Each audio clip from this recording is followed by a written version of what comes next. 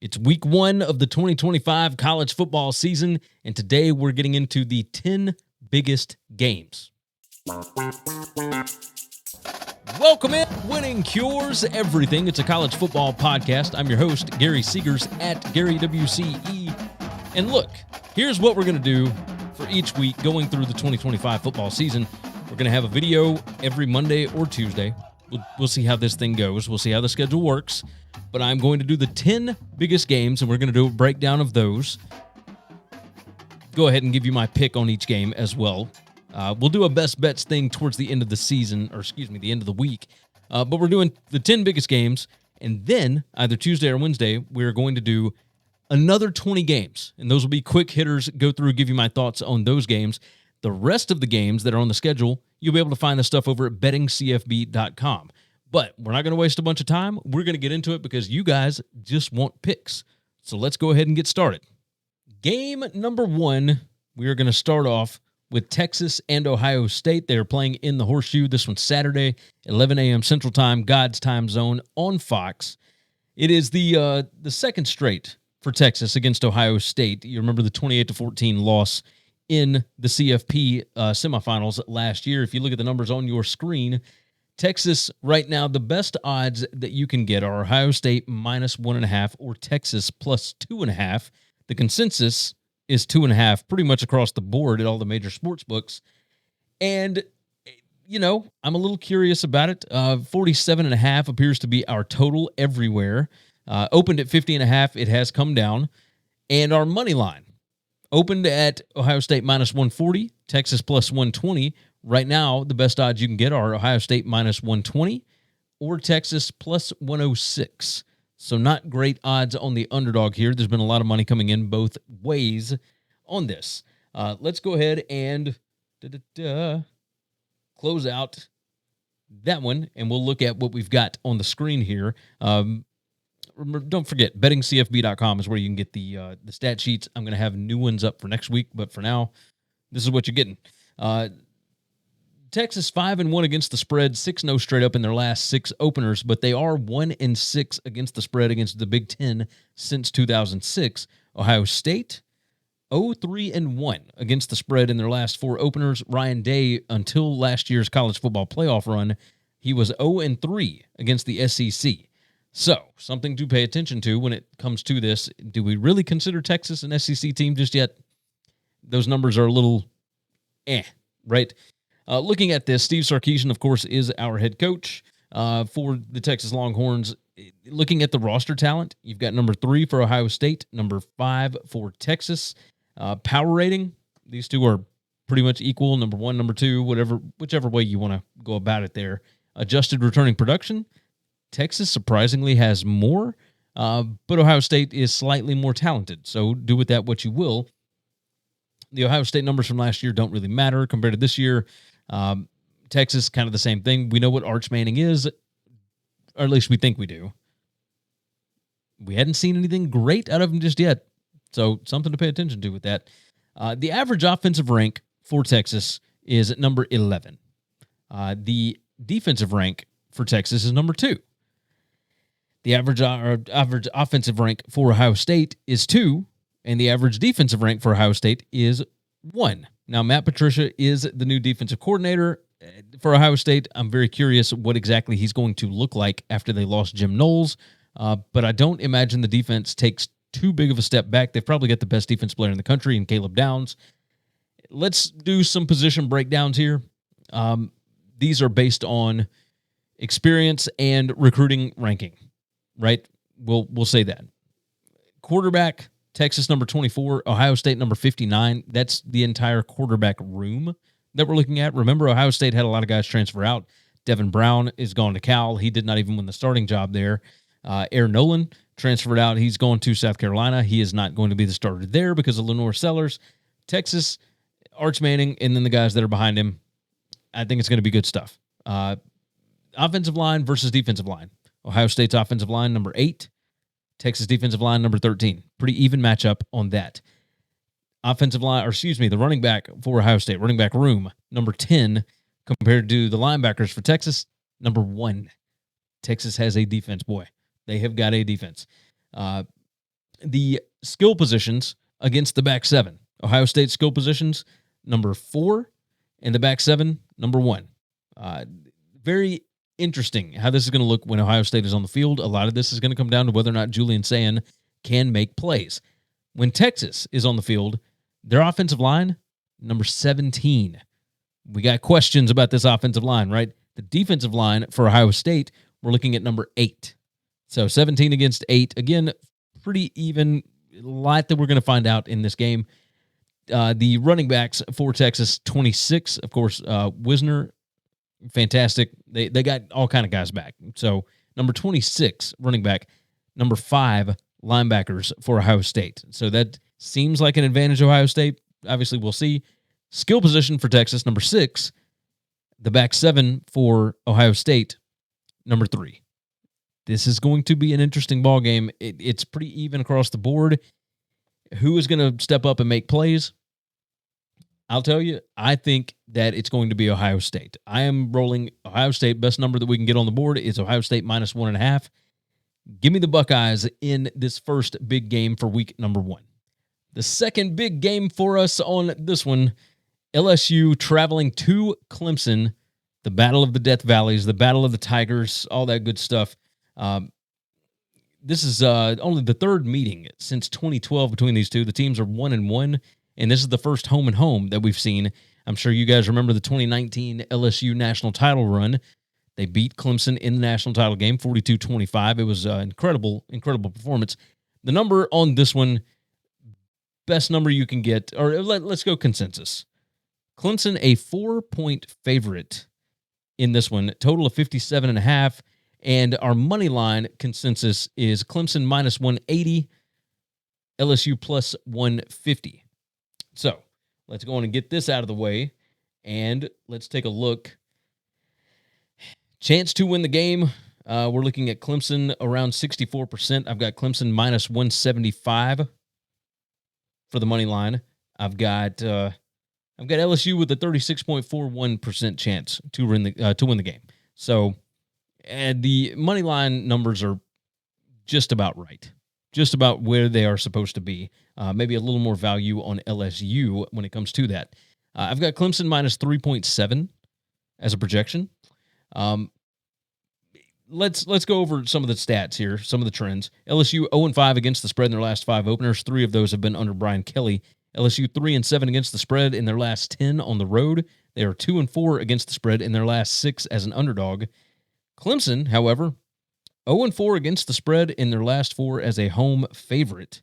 And Clemson 2-8 against the spread in their last 10 against the SEC.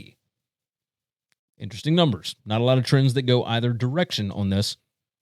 If we look at our numbers here on the screen, roster talent, pretty similar. Number 10 for Clemson, number 13 for LSU. Power rating is just about right there, so home field advantage likely is going to play a big part of this. Adjusted returning production. LSU has brought in a bunch of dudes that have experience. It's still not enough to get them up to where Clemson is because Clemson, 78% adjusted returning production. That is number 1 in the country. LSU is number 27. That's a monster number. Garrett Riley going into, I believe, his 3rd season as the offensive coordinator. Things have certainly picked up as far as that goes. Number 32 in time per play on offense. Number 73 for LSU on that. Explosive margin, not very good for either team last year. We're looking at number 8 against number 7 when it comes to offensive rank. Defensive rank, number 15 against number 33. LSU has got some stuff to improve on, but let's take a look at the position breakdowns, okay? Quarterbacks, both of them are really, really good. Cade Klubnik on the Clemson side, of course, Garrett Nussmeier on the LSU side. The Clemson offensive line, number 1 unit in the country. Defensive line for LSU, based on the guys that are coming in, number 5. That will be a huge boost for the Tigers from Baton Rouge. Running back versus linebacker. Right, well, yeah, running back, number 30 for Clemson. They've a lot of unproven there. Of course, they lost Phil Maffa to the NFL. Linebackers for LSU, number 2. That's based on experience and recruiting rankings. Skill position, number 9 for Clemson. Surprising to see them up that high. The back 7 for LSU, number 2. They got dudes down on the bayou. That's the way it works. So those position number groups for LSU's defense, surprisingly higher than they have been in recent years. They've had talent. They just hadn't known what to do with it. I think Blake Baker is certainly heading things in the right direction. Now, the other side of the field, defensive line against offensive line. Clemson's defensive line, number 2. The offensive line for LSU, that's where the question marks are. Number 29. The linebackers for Clemson, number 24. Not as much experience when it comes to that side. Running backs for LSU, number 18. We're going to see exactly what they look like this year because there were questions about them last year as well. They could not run the football. And then the back 7 for Clemson, number 19. The skill positions for LSU, number 2. They got wide receivers. They got studs. It is going to be a good offensive year for LSU, I would believe, so long as the offensive line can hold up. This is one of those games where it looks like there's a mismatch between the defensive line for Clemson and the offensive line for LSU. If that offensive line can hold up, I feel pretty decent about Brian Kelly's bunch. However, home night game for Dabo Swinney. This is one of those spots. I know LSU has been building up for it. I got to tell you, I'm going with Clemson here, minus the 4. I know that I'm minus 3.7. I don't like that extra point here. I think it's going to be a tight game, but if I had to pick one, I'm going Death Valley at night, and it'll be the one in South Carolina that gets it done. So give me Clemson minus the 4 on this one. Why struggle doing everything yourself? On Fiverr, you can hire professionals for just about anything. Marketing, editing, design, and more. Save time, get it done right. Click the link in the description to get started. If you would so kindly make sure to like the video, of course, subscribe to the YouTube channel and the audio podcast. Going to be a lot of audio-only shows on the podcast feed this year, so make sure that you are there as well. Let's move into game number 3 here, and this is the third biggest game of the weekend, at least according to me. I'm deciding these. I'm picking out which ones we're doing. So Notre Dame travels to Miami. This one's on Sunday, 6:30 p.m. Central Time on ABC. The last meeting between these two was in 2017. It was a 41-8 Miami win, and the numbers right now have Miami as a 2.5-point home dog, and that's the consensus. Total is 49.5 on this. You can get a 50.5 in some places. It opened at 54.5. Notre Dame was a 3-point favorite. It came down to 2.5. It's still sitting at 2.5. We'll see exactly how much that moves this week. Money line, minus 130 for Notre Dame, plus 110 for Miami. And let's get an idea. And we didn't put up the right graphic, did we? We can just change it right here. That's the way it works. So Miami is going to be our pick on that, and Notre Dame on that one. So let's check it out. Let's see what we got, and let's take it off of this one. I've got Notre Dame minus 2.8, so right in alignment with the number. Miami 0-4 against the spread against top 10 teams in their last 4 in that spot. They are 6-0 against the spread at home against Notre Dame in their last 6 meetings. Now, that dates all the way back to, the 50s, I guess it was. So it's been a long, long time. Irish 7-2 against the spread as a road favorite in their last 9, all of those coming under Marcus Freeman. Miami 3-2 against the spread as a dog since 2023, or as a home dog. So that is something to pay attention to. No, just as a dog. Yeah, Miami is not an underdog very, very often. Roster talent, Notre Dame number 6, Miami number 14.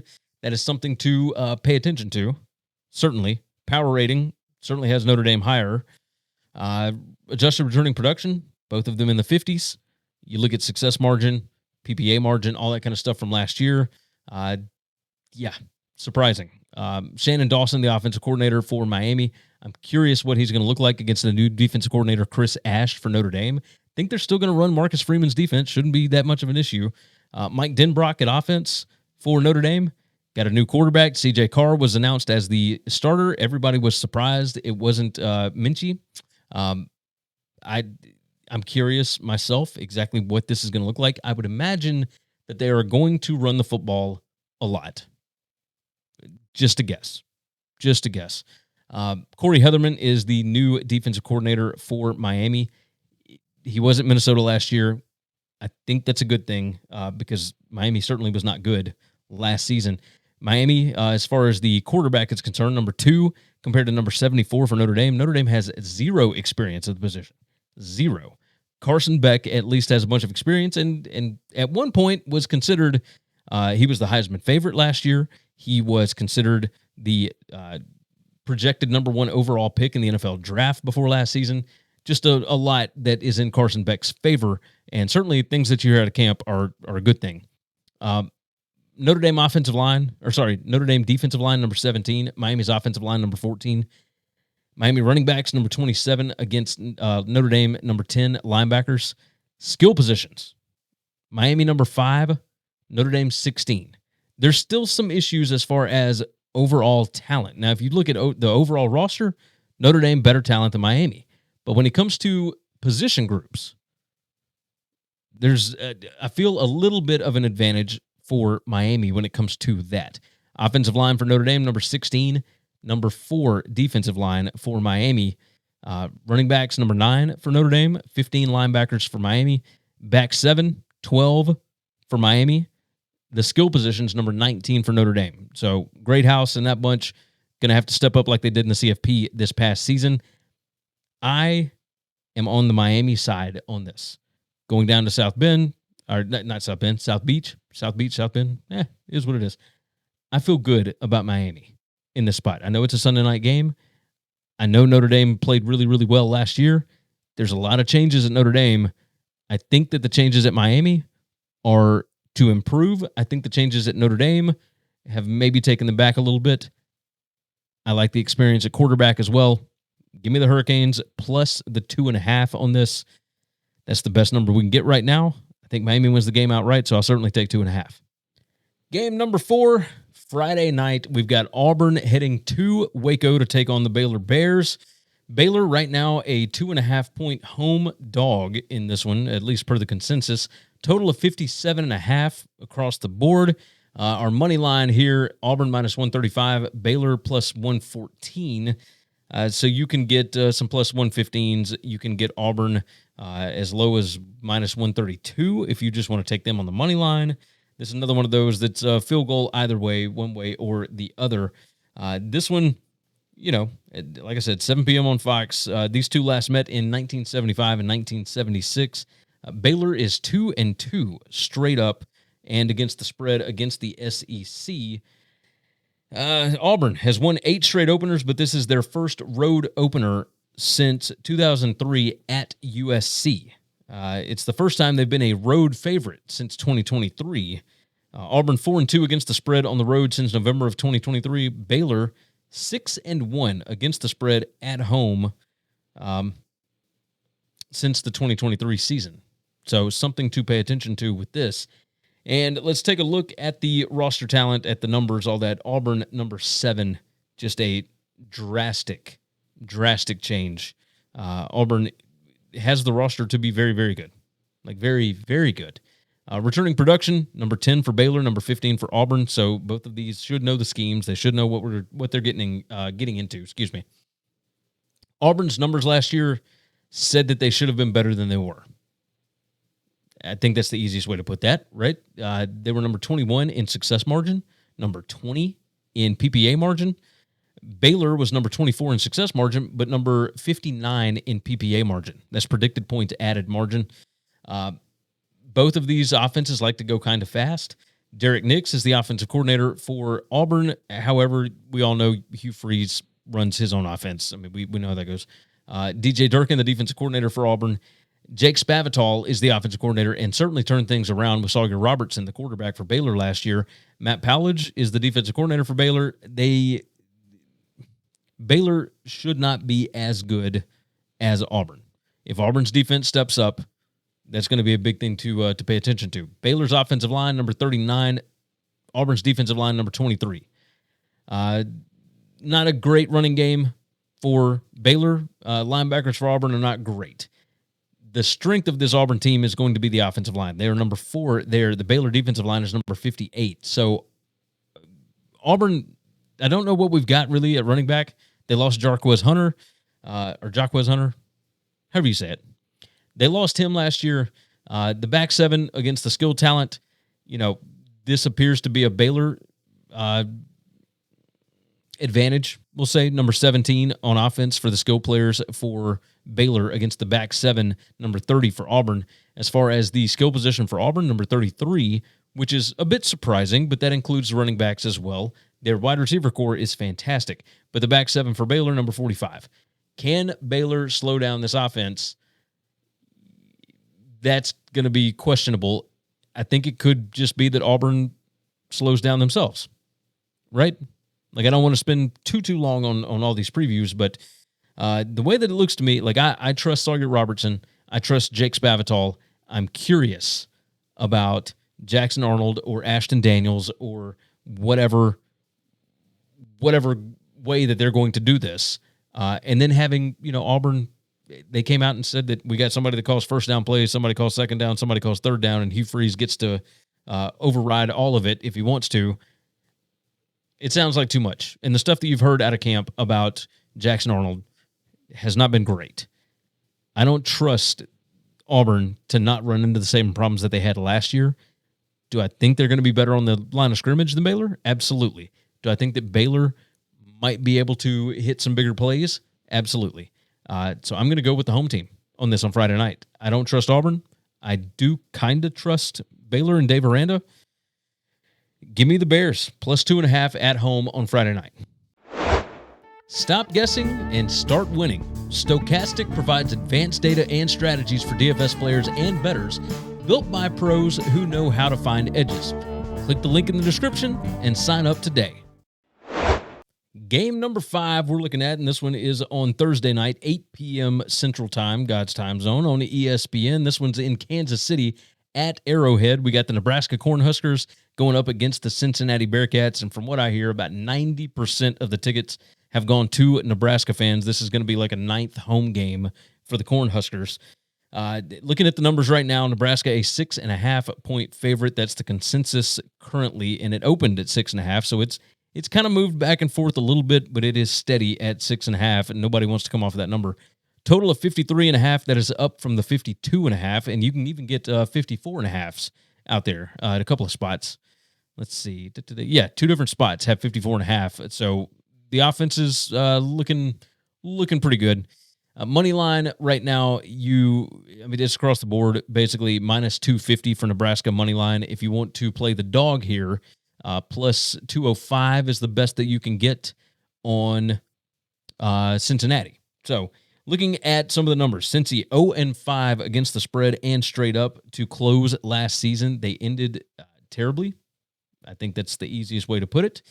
Along with that, this is their first meeting between these two since 1906. Nebraska is 4-6 straight up, 3-7 against the spread in their last 10 openers.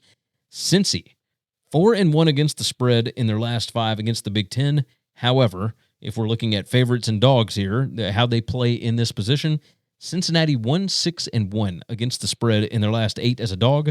Nebraska in their last 8 as a favorite, 5-2-1. So certainly the trend would lead towards Nebraska in that Cincy does not play Big Ten competition all that often. So Satterfield and his bunch, they are number 30 in returning production, so they should be a bit better this season than they were.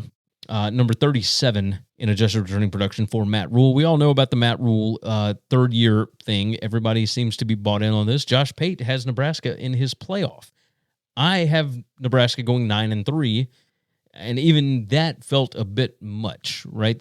We know the history. We know what's up. They won 7 games last year. Nebraska finally got to a bowl game since 2016. Felt good. Dana Holgorsen is the new offensive coordinator. There seems to be a lot of love in the market for Dylan Raiola and that, but we'll see exactly what that means. But the average offensive rank, number 57, but they're number 18 in adjusted returning production on offense. Cincinnati, number 73 average offensive rank, and they are number 55 in adjusted returning production on that, but they do get their quarterback back, so that's certainly going to help. John Butler is the defensive coordinator for Nebraska. He has got a defensive line problem. Number 60 on the defensive line compared to number 35 for Cincy's offensive line. those might be a little closer than you think, but I certainly would think Cincinnati has an advantage there. Quarterback-wise, Nebraska certainly with an advantage. Yeah, I'm curious. Like the running backs for Nebraska, I don't have a lot of faith there. But the offensive line for Nebraska should be pretty good. Number 24 compared to number 37 for the defensive line for Cincy. The back seven against the skill talent, it's pretty equal. Cincy skill talent, number 30, Nebraska's back seven, number 48 on the other side. Skill talent for Nebraska, number 66. But Dane Key, I think, is going to be good. I think they got some other hidden gems in there. Remember, these are based on experience and recruiting rankings. So something to pay attention to when it comes to that.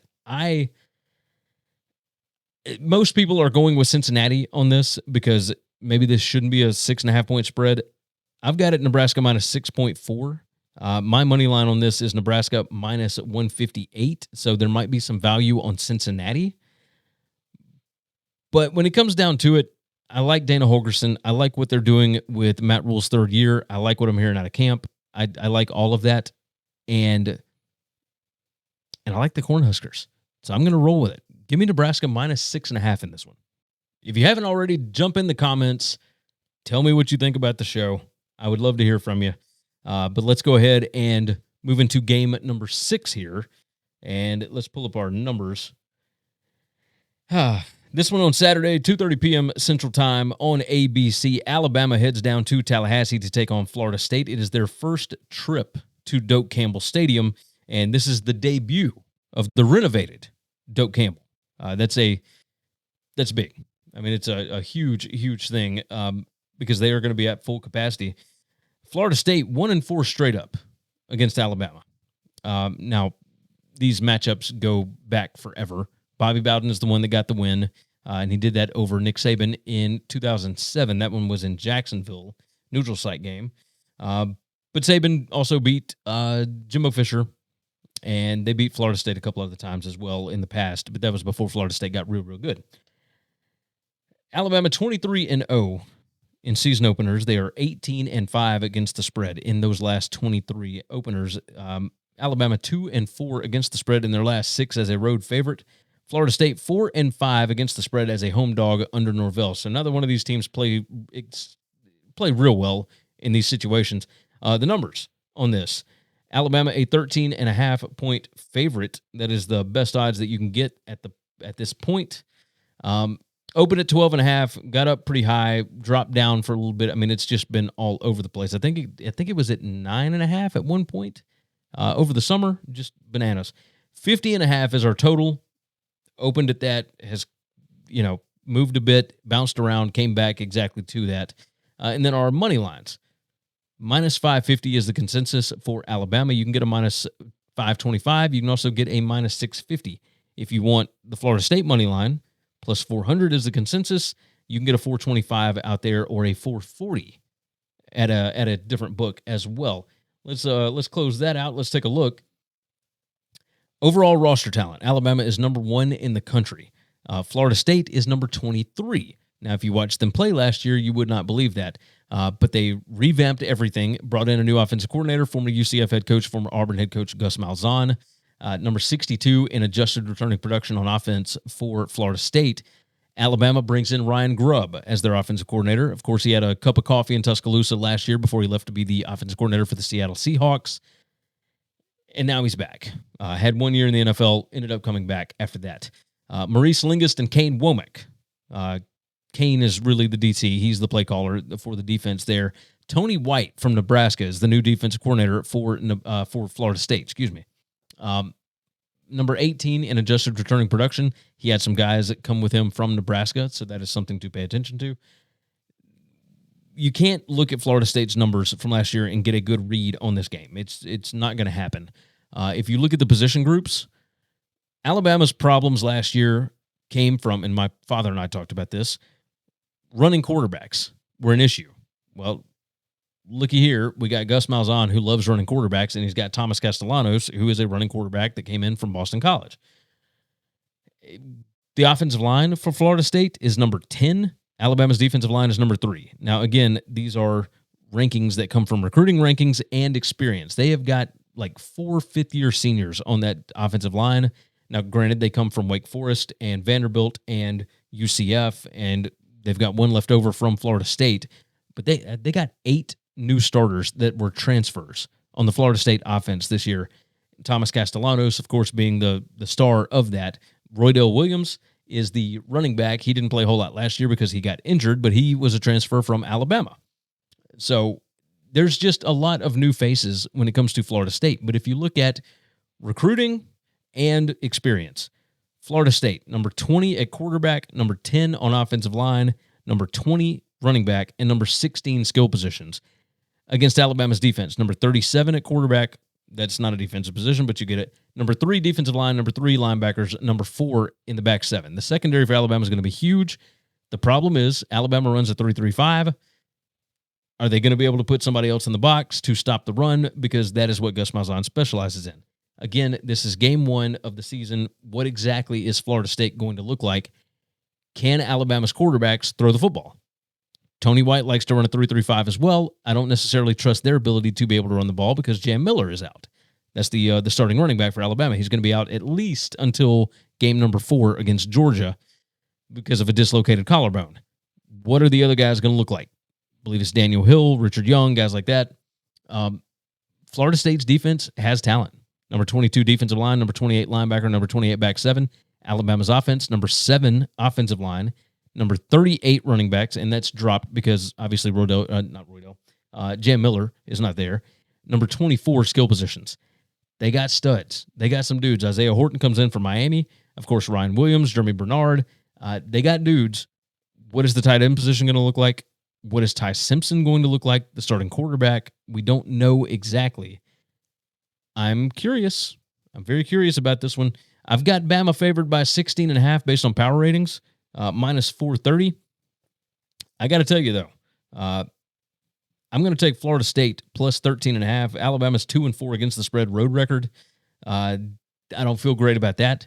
Of course, Florida State, this is the first game at Doak, newly renovated. Everybody's going to be fired up. They are ready to wash away last year. Yes, Thomas Castellanos said some things last year, or not last year, in the offseason.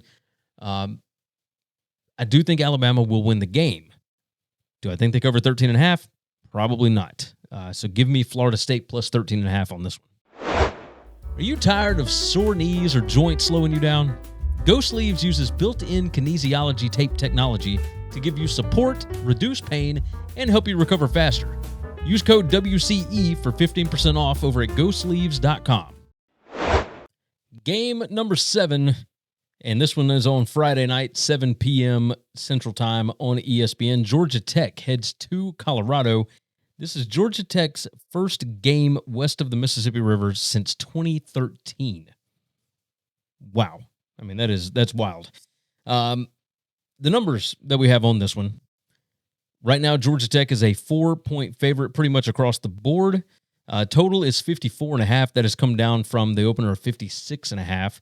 And we're looking at a money line of minus 192 consensus for Georgia Tech, plus 155 for Colorado. Let's break down some of these trends. Colorado 8-2 straight up, 6-4 against the spread in their last 10 openers. Colorado 4-0 against the spread as a home underdog under Deion Sanders. And Georgia Tech 1-1 straight up and against the spread as a road favorite under Brent Key. However, as a favorite overall of any number, Georgia Tech 5-14-1 since 2019 as a favorite. They do not play well in this position. Brent Key, as everybody knows, does better when they are an underdog. So I'm curious what this season is going to look like for the Yellow Jackets. And let's take a look at the roster talent and just overall numbers. I have Colorado favored to win the game, minus 2.4. I couldn't figure it out. They lost a lot as far as returning production. Georgia Tech, number 26 in the country in adjusted returning production. Colorado, number 82. But I've got Colorado with a better power rating than Georgia Tech. Yes, I like Georgia Tech in the ACC. I think they're going to be plucky. I think there's going to be I like Haynes King at quarterback. I don't necessarily like the quarterback situation for Colorado. Caden Salter is going to be the starter. I think Juju Lewis is going to get to play. But you start diving into this, and I don't know exactly what we're going to get, right? Colorado running backs, like Pat Shurmur is the offense coordinator here. Buster Faulkner is certainly going to have some things going, but I cannot wait to see that matchup of Buster Faulkner as the offensive coordinator against Robert Livingston, the defensive coordinator. Colorado's defense was really good last year. If you look at what these guys have, Colorado, number 35 defensive line against Georgia Tech, number 70 offensive line. That's a huge, huge part of this. Colorado, number 27 linebackers against Georgia Tech, number 24 running backs. Back seven, Colorado, number 34, skill position talent for Georgia Tech, number 18. Colorado's offense, number 22 offensive line against number 42 defensive line for Georgia Tech. Running backs, not great for Colorado. I think they'll be able to come up with something. I just don't know exactly what. But number 92 running backs for Colorado against number 54 linebackers for Georgia Tech. Number 43 skill position talent for Colorado against number 49 back seven for Georgia Tech. I'm interested. Both of these teams that have good quarterbacks, I don't know exactly what to think of Colorado's, but it's all in how Shurmur's going to use them, right? So when I look at this 4 number, I've got a lot of value on this. Coach Prime always seems to come up with something. And everybody's on this Georgia Tech hype train. I think it sees an early decline. I think it sees an early bump in the road, we'll say. Something wrong with the tracks. You get the point. I'm going to go Colorado +4. Like, you guys tell me in the comments what you think about this, but I'm Colorado +4 on this one. Game number 8, and we have got South Carolina taking on Virginia Tech. This one's in Atlanta. It is a neutral site game. And this one's interesting. It is the first meeting since 1991 for these two, and it is a Beamer game. For sure. Everybody remembers Frank Beamer was the head coach for Virginia Tech for a long time. Well, his son, Shane Beamer, is the head coach at South Carolina. He is heading into, I believe, his 5th season. This is a massive, or maybe his 6th. We'll look here in a minute. I've got it on the sheet. South Carolina 4-0-2 in their last 6 against Virginia Tech. So they are used to winning this matchup. The numbers on this right now, you can get an 8 out there if you like Virginia Tech. If you like South Carolina, best you can do is 7.5. This thing has come down from 9.5 was the opener. Consensus right now is 7.5, though. Our total has gone up from 45.5 up to 50.5. There's a 49.5 and a 50 on the board if you like those, but our consensus is 50.5. And our money lines, plus 260 if you like the Hokies, minus 325 if you like South Carolina. Looking at some of the trends, Virginia Tech 6-4 straight up, 5-5 against the spread in their last 10 openers. South Carolina 1-3 against the spread at neutrals, 2-2 against the spread in their last 4 openers. Virginia Tech 2-7 against the spread against the SEC since 2006. South Carolina 6-2 against the spread in their last 8 as a favorite. Virginia Tech 3-4 against the number as a dog in the last 2 seasons. Something to pay attention to here. Virginia Tech, their presumed starting running back, their top tailback, Terrion Stewart, foot injury. He was seen in a boot like 3-4 days ago in camp. We'll see exactly what that looks like, but all the reports are that he is likely to miss the opener. Now, this is a later opener because this one's Sunday, 2 p.m. Central Time on ESPN. Curious, like Hawkins or Coney are going to get the bulk of the carries on this, so that is something to pay attention to. When you look at the roster talent, this is not even close. South Carolina number 16, Virginia Tech number 56. However, Virginia Tech does get Kyron Drones back at quarterback, so that's something to pay attention to. Adjusted returning production, South Carolina number 45, Virginia Tech number 64.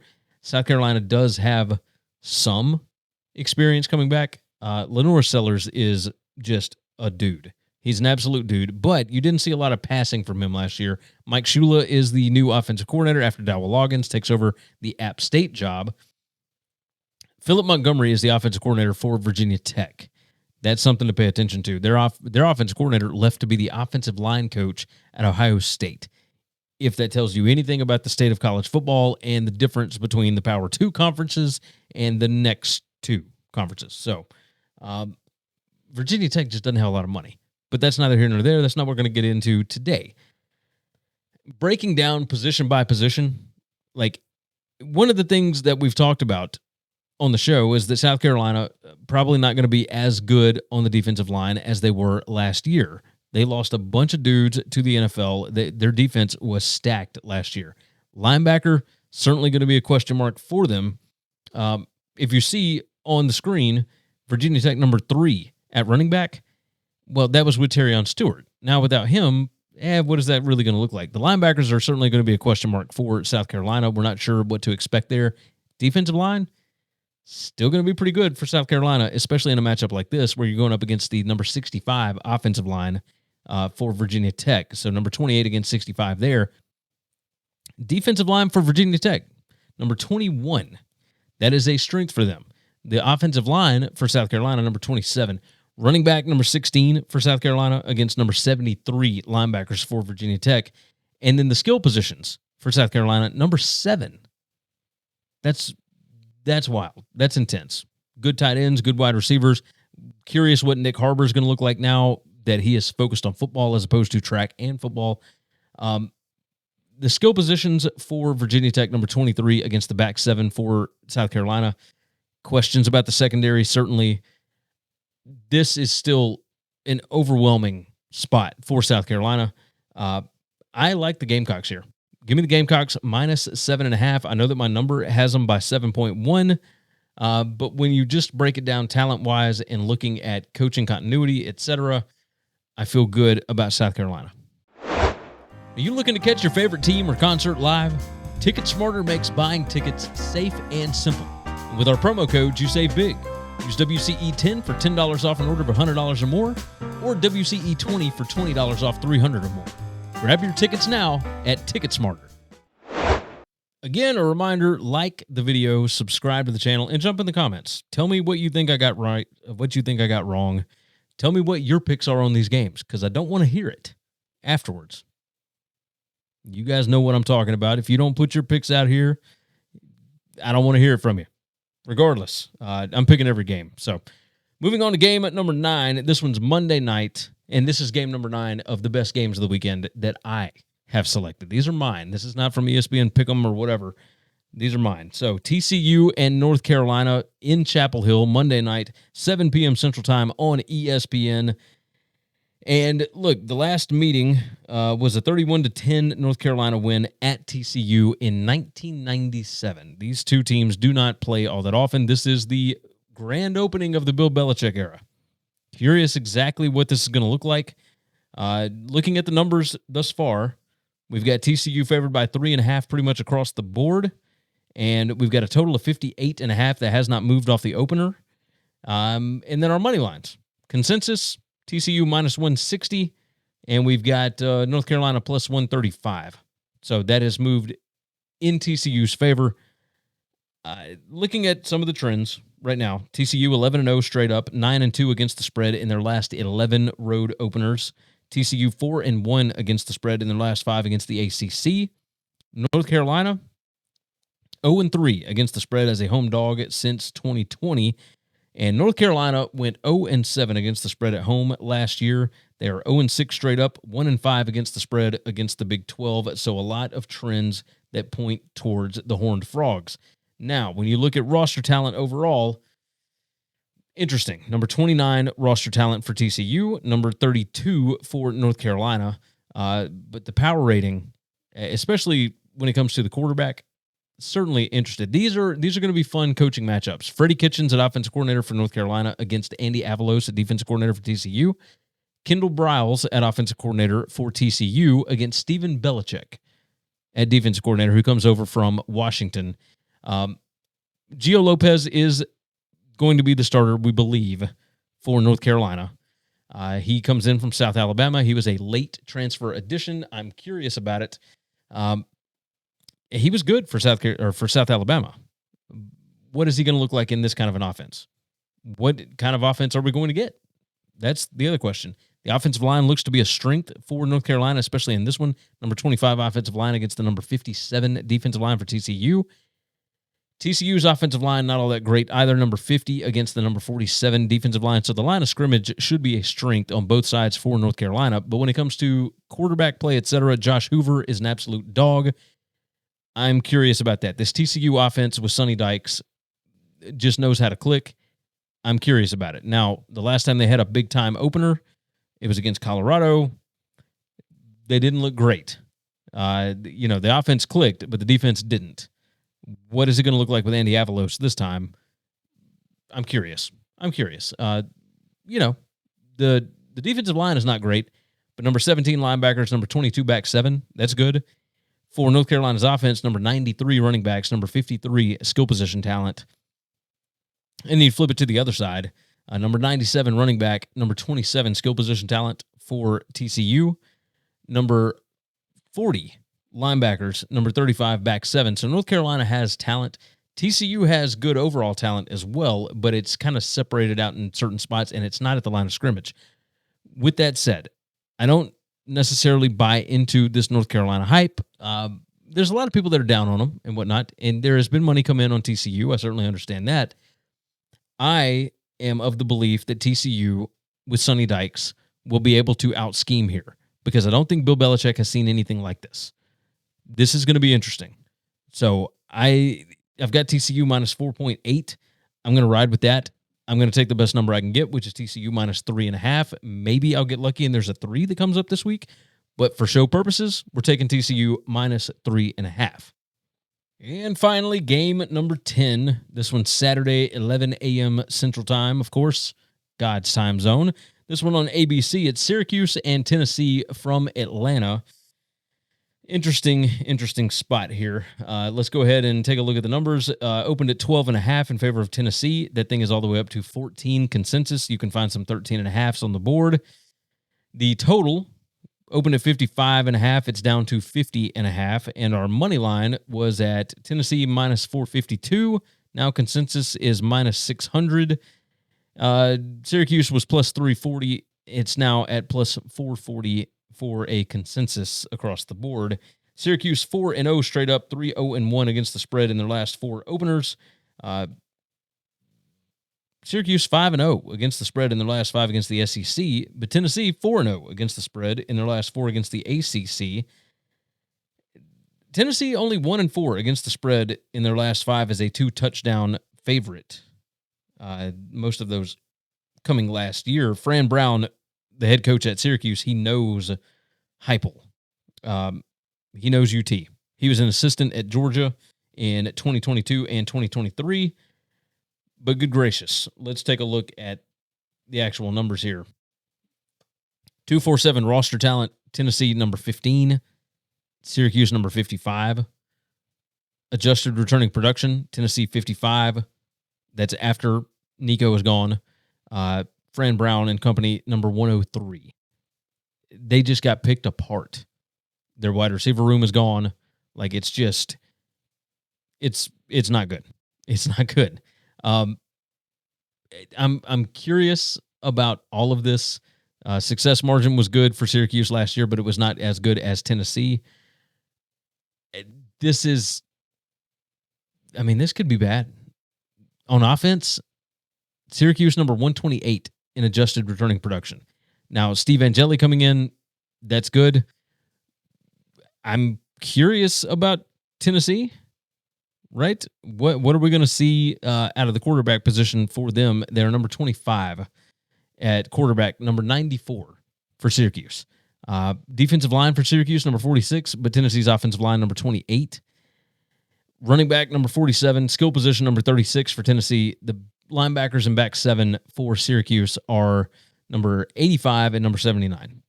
You move it to the other side of the ball. The offensive line for Syracuse, number 69. The defensive line for Tennessee should absolutely eat in this game. I know James Pierce is gone. It's not going to matter. Number 69 offensive line for Syracuse. Number 16 defensive line for Tennessee. Running backs, number 103. Skill position talent, number 84 for Syracuse. Tennessee, number 50 linebacker, number 41 back 7. My number is Tennessee minus 14.5. I think it could get worse than that. Excuse me. Especially in Atlanta, it's going to be nothing but Tennessee fans. Syracuse doesn't travel. So, the money line that we've got on this consensus for Tennessee is minus 600. I've got a minus 524 with an 84% chance to win the game. As far as covering, give me Tennessee minus 13.5. Like, I think regardless of what happens at quarterback, I think Tennessee is going to be pretty good here. They'll be able to run the ball. Joey Housel's offense is going to be fine. I don't know about Syracuse, offense or defense. So if I have to go a certain way, I'll take Tennessee minus 13.5 in Atlanta. And that is going to wrap things up. Let's go ahead and recap our picks thus far. These are the top 10 games of week 1 that I'm going to be doing every Monday, maybe Tuesday. Ohio State minus 1.5, Clemson minus 4, Miami plus 2.5, Baylor plus 2.5, Nebraska minus 6.5, Florida State plus 13.5, Colorado plus 4, South Carolina minus 7.5, TCU minus 3.5, Tennessee minus 13.5. Don't forget, we'll have another video later this week with another additional 20 games, and then you can find the rest of my stuff over at bettingcfb.com. Like the video, subscribe, jump in the comments, all that good stuff. And we're going to catch you guys on the next one. Thanks for listening to Winning Cures Everything. Subscribe, leave a review or comment, follow at GaryWCE on X, and check out the web store,